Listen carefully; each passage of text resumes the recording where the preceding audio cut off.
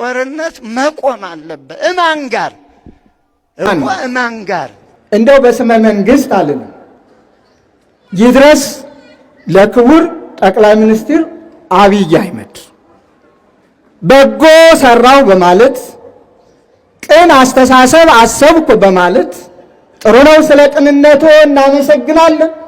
ለሃይማኖቶችም ክብር በመስጠት እናመሰግናለን።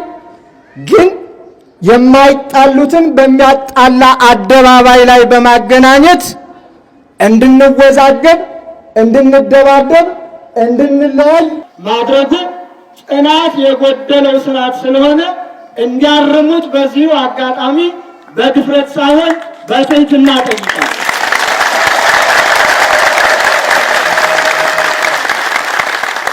ምክንያቱም ጥሩ ነው ለሃይማኖት ነፃነት መስጠቱ፣ ሃይማኖትን ማክበሩ ከጀመሩ በጣም ጥሩ።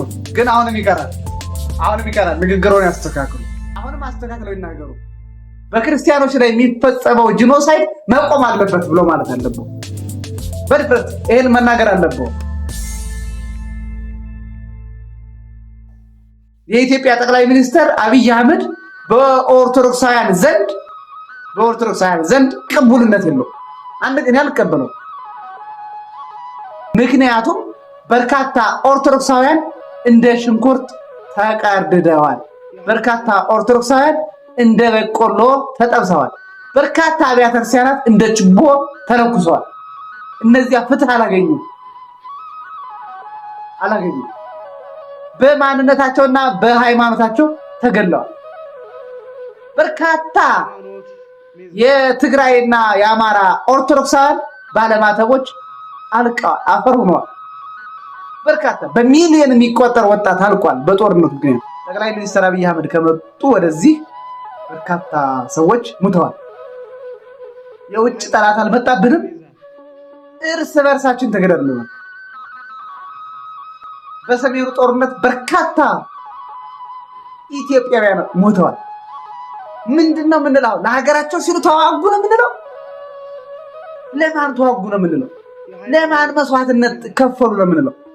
ለምንድነው አጥንታቸውን የከሰከሱት ደማቸውን ያፈሰሱት? ለምንድን ነው?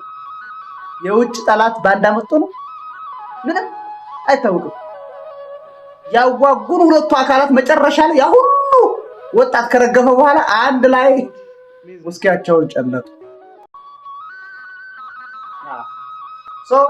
አሁንም ይቀሮታል።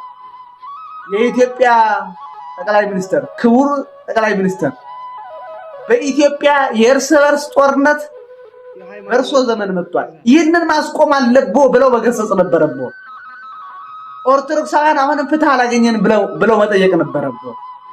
ስለዚህ ወይም በደንብ ነው ከተናገሩ መናገር የነበረቦ ወይ ደግሞ መተው ነው የነበረው። እኔ ግን እላለሁ የውጭ ጠላት ወራሪ ሳይመጣ እርስ በርስ መተላለቁ መቆም አለበት። ያቁሙ በቃ። በህዝቡ ላይ ከፍተኛ ገንዘብ አውጥተው ድሮን አይጣሉበት ብዬ እጠይቃቸዋለሁ፣ እነግራቸዋለሁ፣ እገስጻቸዋለሁ። እንደዚህ ጋር የመኖር መብታችን መከበር አለበት። የመናገር መብታችን መከበር አለበት። እንኑር። የሀሳብ ልዩነታችንን አምነው መቀበል አለበት። ማጎሪያ ቤት ላይ ያጎሯቸውን በማንነታቸው ያሰሯቸውን እነ ክርስቲያን ታደለ ሌሎችንም ፖለቲከኞችን መፍታት አለበት ብዬ እጠይቃቸዋለሁ። መፍታት አለባቸው።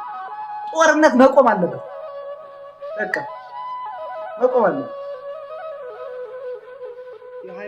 ሌባና ወንበዴው በየቦታው ተሰራይቶ ነው ያለው። ይሄ መጥፋት አለበት። እንዲህ ነው መናገር ካለበት። ሶ መነኩሷል ልጅ የለውት እንግዲህ እንደሚባለው ከሆነ መነኩሴ ልጅ መቼም ልጅ አይኖረው። ለምን ሆነ የሚጨነቁ? ይሄን ስናገር ለእርሶ ብቻ አይደለም፣ በአጠቃላይ በኢትዮጵያ ኦርቶዶክስ ተዋሕዶ ቤተክርስቲያን ጳጳስ ነኝ ለሚሉት ሁሉ ይህ መልእክት ይድረስ። ጦርነት መቆም አለበት። እማን ጋር እኮ እማን ጋር መንገድ መከፈት አለበት። አዎ እንዴ ሌላ ቢጠፋ ዜጋ መንገድ ያጣል እንዴ? በገዛ ሀገሩ መሪዎችም ስሙ፣ ክፉ አይደለ ይሄ። ዜጋው አልቆ ምን ይኮናል? ለሀገርስ አታስቡም እንዴ?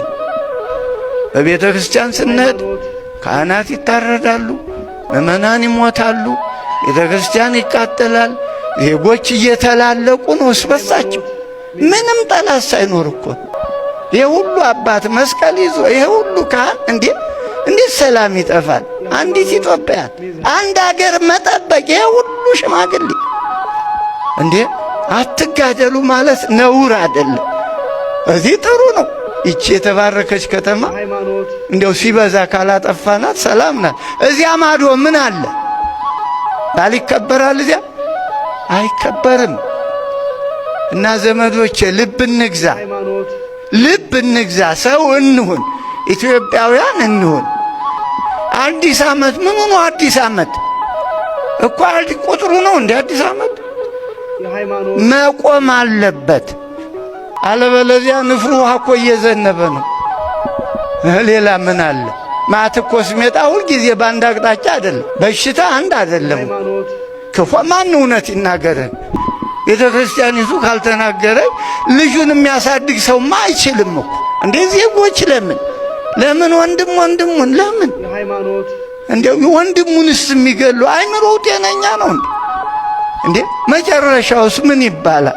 ይበቃል እኮ ያምነው አላተረፍ። የሃይማኖት ሚዛን